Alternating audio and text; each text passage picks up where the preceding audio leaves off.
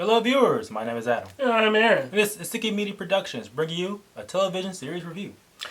Right after we got done with Falcon and the Winter Soldier, which is really Captain America and the Winter Soldier, we're going straight into Loki.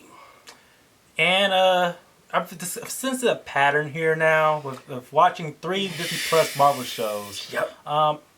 With the exception of a little bit of Falcon and Winter Soldier, it appears that these Disney Plus Marvel Studio shows will be mainly used as setups for films, which will be the payoffs for whatever story line that they are branching out of. Now, I, for the most part, can deal with a little bit of setup in the show. That's fine, especially if you plan on continuing it later down the road, or it's going to be a bigger payoff, for you actually have to stick with them for as long as you did in the series. That was going to be, pull off in the movies or something. That's cool. But when you sacrifice almost all of the storyline that's supposed to be done in the series just so you can do it later on in a movie or another day or another season, I got issues. Mm-hmm. And that's exactly what happens here. So before we discuss Loki, I would like to say that also around the time before Loki was about to be finished, is Season 1, because there's now going to be a Season 2. I don't know if I'm saving for that. I don't know. We tend to not do reviews for television shows until they do finish the whole run. Mm-hmm. But mind you, right around the time, right before the Loki season finale, Black Widow was released. Yeah. And as you can tell on this channel, that we do not have a video review for that, or we would have done it. And we're planning on not doing one, really, not for that one, to be honest with you, because why? There was hardly anything about that movie that was necessary.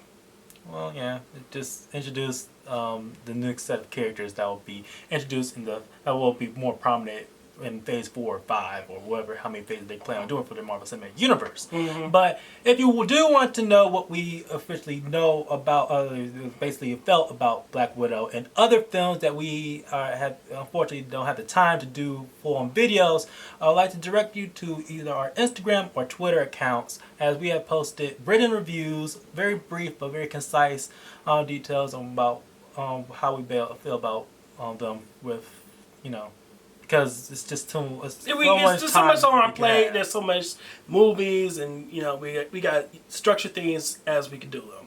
But without further ado, let's talk about Loki. Let's get into how we really felt about this particular series. Season 1. yeah, this Season 1. So, if you are known to this channel, I can refer you to our ranking of the MCU video, where we mainly discuss all things that have prior to this show, and how we really feel about, at least in the Thor realm, of how they handled that mythology. Spoiler alert, not. I don't like it. No.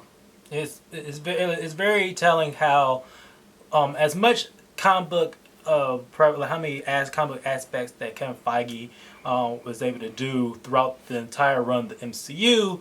He completely throws that out the way when it comes to Thor, and it's a shame considering that Thor happens to be one of my favorite Marvel characters, from the books. But in this, the live action series is on the movies and connected with these television series.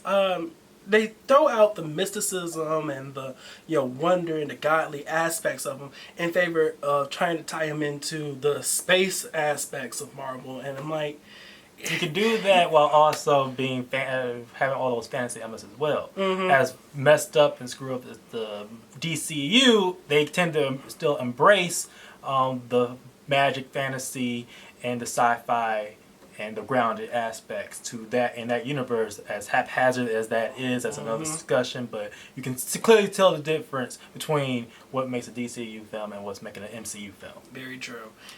But specifically when we look at the character of Loki, for the most part, they definitely get that mischievous attitude that I really wanted to see from the character, and I love Tom Hiddleston's performance when he's engaged in that role.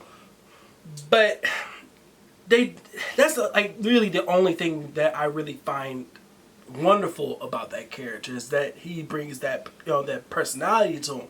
Everything else just feels like a downgrade, and that's really how I feel about almost all of the Thor universe when it's done through Kevin Feige's eyes. And in this series in particular, it feels like it continues that restrictiveness as far as embracing that realm. But this is also in Loki introduces a whole new concept. Yeah. In part that's bringing from the Marvel comics, which is how they handle cosmic time. Yeah. No, slowly and surely, the Marvel's focus has been driving itself a little farther away from what it originally started out being with this cosmic element, and now we're moving into the multiverse element, or at least differences between time zones and stuff. And this is really where the Loki series follows itself and really grifts onto the concept of time and fate.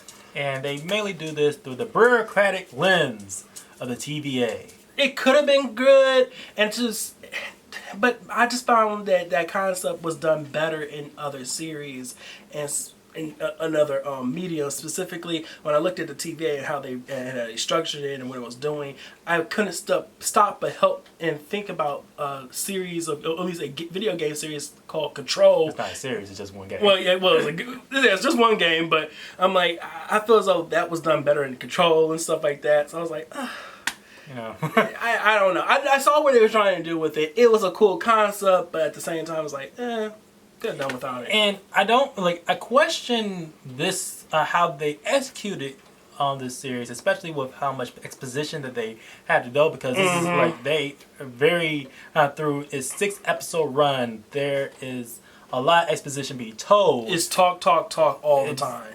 And it drags out.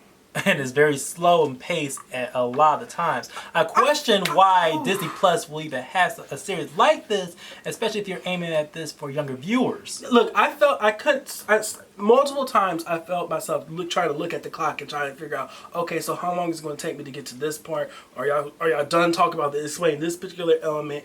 When is the big action sequence supposed to happen? Yeah, they do have a couple of cool action sequences here and there, but for the most part, it's so sparse and spaced out.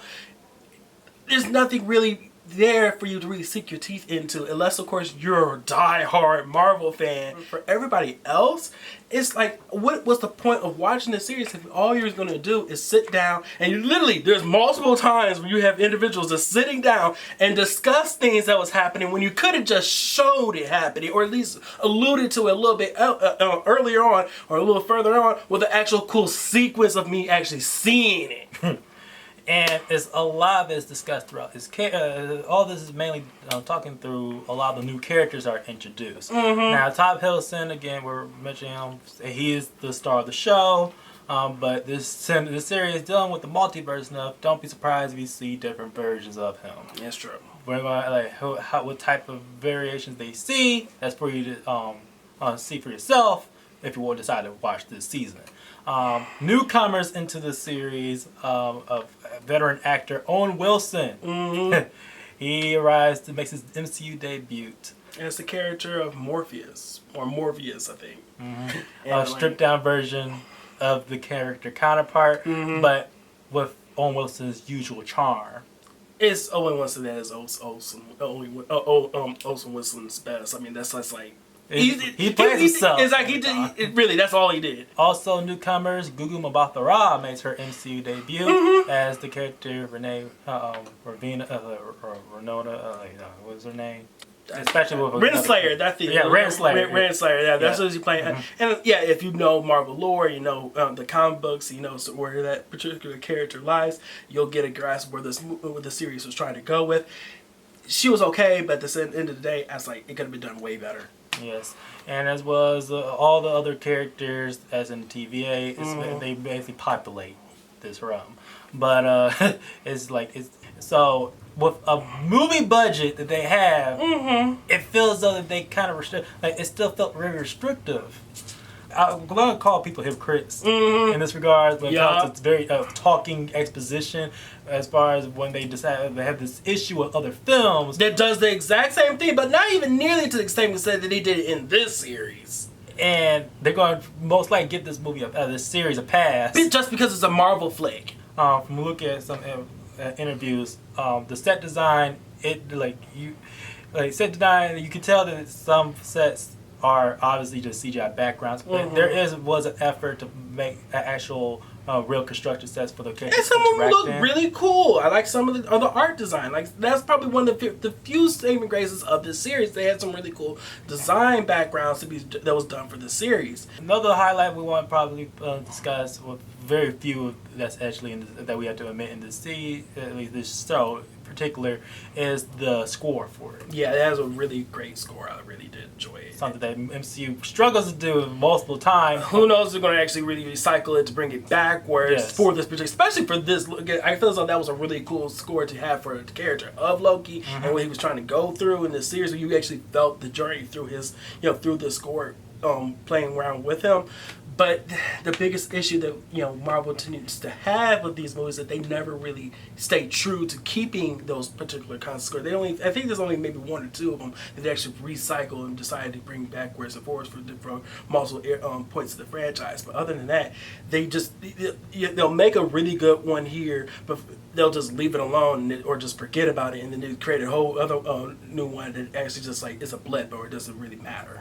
Our main issue with the series is the mere fact that they spend so much time mainly talking with throwing out exposition to set up for what's to come. And with the expositions they do set up, it's like was it even worth sitting through all those talking points? It's not just like you have it's not enough payoff in this series. I feel though that's like it's set up and it's not enough payoff. And just seeing this season by itself, it does not stand alone. Thank God, I'll just say this. Thank God they did not botch it by doing yet another boner, as everybody wants to go around here with the WandaVision stuff, but I don't know. But for season 1 of Loki, we're just going to say it's okay. I don't know if I'm coming back for season 2. I'm sorry. I don't feel as though I need to come back for season 2. But there we have it. That's our review for Loki. Guys, as always, if you like this video, please like, share, and subscribe. There's a bell down there for notifications. We want to hear from you. How did you feel about the Loki finale? How do you feel about the whole show? Was this your slice of cake, or are you feeling how we are? Let us know. My name's Adam. And I'm Aaron.